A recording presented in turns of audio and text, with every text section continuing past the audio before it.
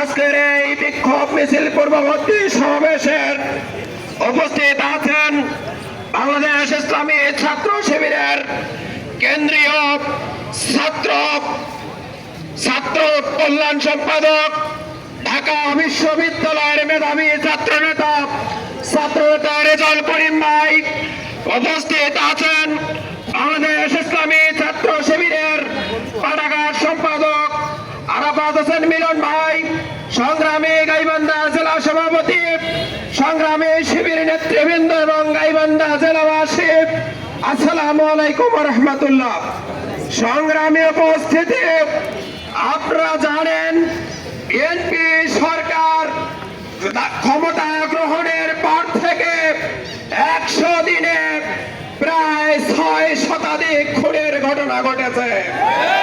তাদের হাত থেকে তাদের দলীয় নেতা কর্মীরা রক্ষা পায় নাই, তাদের হাত থেকে ফুটপাতের হকার থেকে শুরু করে আবাল বৃদ্ধ বনিতাকেও রক্ষা পায় নাই। কিন্তু আজকে বিএনপি সরকার পরিস্থিতি সামাল দিতে পারছে না। আজকে যিনি স্বরাষ্ট্রমন্ত্রীর দায়িত্ব পালন করছেন সালাউদ্দিন, তিনি বাংলাদেশের ইতিহাসে সবচেয়ে অযোগ্য এবং অথর্বচর সংগ্রামী উপস্থিতি। আজকে 24 পরবর্তী সময়ে এই প্রথম বাংলাদেশ ইসলামী ছাত্র শিবিরের একজন নেতাকে বিএনপি সন্ত্রাসীদের হাতে খুন হতে হলো। আমরা স্পষ্টভাবে বলতে চাই, বাংলাদেশ ইসলামী ছাত্র শিবিরের নেতা কর্মীদের খুন করে, গুম করে, হত্যা করে তাদের অগ্রযাত্রাকে রুখে দেওয়া যাবে না।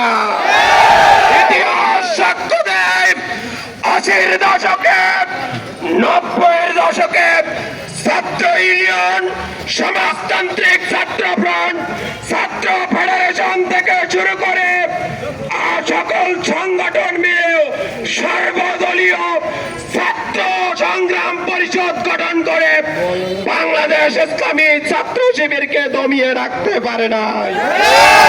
তারপর 8 থেকে 2024 পর্যন্ত দীর্ঘ 17 বছর ওই হাসিনা সরকার বাংলাদেশ ইসলামী ছাত্র শিবিরের ওপর জুলুম এবং নির্যাতনের স্টিম চালানো হয়েছিল। আজকে ইসলামী ছাত্র শিবিরের অসংখ্য নেতা কর্মীকে গুলি করে, ক্রস ফায়ার দিয়ে গুম করে হত্যা করা হয়েছে, কিন্তু ইসলামী ছাত্র শিবির থেমে যায় না।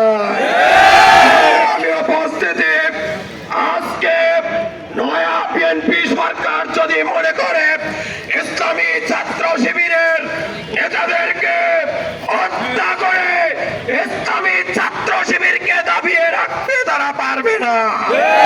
আমাদের কেন্দ্রীয় সভাপতি নুরুল ইসলাম সাদ্দাম কালকে ঢাকার রাজপথে তাৎপহীন ব্যবসায় ঘোষণা দিয়েছেন, এই খুনের বিচার না হওয়া পর্যন্ত বাংলাদেশ ইসলামী ছাত্র শিবিরের নেতা কর্মীরা ঘরে ফিরে যাবে না। আন্দোলন অব্যাহত থাকবে। যদি বিএনপি সরকার এর বিচার না করে, তাহলে তারেক রহমানের পতনের আন্দোলনের দিকে ধাবিত হবে। তারেক রহমান আগুন নিয়ে খেলবেন না। বাংলাদেশ ইসলামী ছাত্র শিবিরের সঙ্গে যে খেলতে এসেছে, বাংলাদেশ থেকে তারাই আস্থা করে নিক্ষিপ্ত হয়েছে। হাসিনা পালিয়ে ওই মামুবাড়ি ইন্ডিয়ায় অবস্থান নিয়েছে। আপনি লন্ডন ছাড়া পালানোর কোন পথ খুঁজে পাবেন না। আজকে শহীদ সাইফুল বারী ভাইয়ের বিচার নিশ্চিত করা পর্যন্ত ইসলামী ছাত্র শিবিরের কর্মীরা শহীদ সাইফুল্লাহ বারীর সাথীরা রাজপথ ছেড়ে যাবে না ইনশাআল্লাহ। আল্লাহ হাফেজ। বাংলাদেশ জিন্দাবাদ, বাংলাদেশ ইসলামী ছাত্র শিবির জিন্দাবাদ।